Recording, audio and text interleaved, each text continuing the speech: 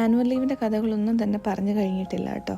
അപ്പോൾ ഒരു ദിവസം നമ്മൾ സ്കൂളിൽ പോയി എൻ്റെ ടീച്ചേഴ്സിനെയൊക്കെ കാണാൻ വേണ്ടിയിട്ട്.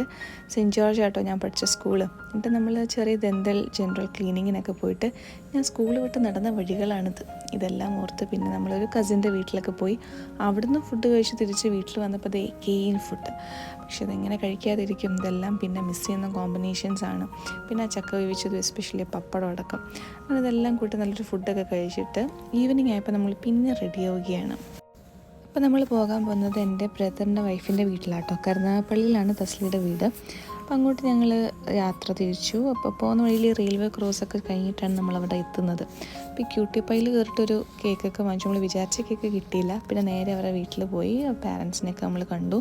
നമ്മൾ അവിടെ നിന്ന് എല്ലാവരുടെ ഷവർ മേക്കറിൽ പോയി ആദ്യം ഒരു ഷവർമയും ഫ്രഞ്ച് ഫ്രൈസൊക്കെ കഴിച്ചു. പിന്നെ നമ്മൾ ലാൽക്കിലയിൽ പോയി മസ്ജിദിൽ ഒരു അടിപൊളി ഡിന്നർ കഴിച്ചു. എന്തൊക്കെ കഴിച്ചു എന്ന് എനിക്കൊന്നും ഓർമ്മയില്ല, എന്തായാലും ഓവറായിരുന്നു അത്.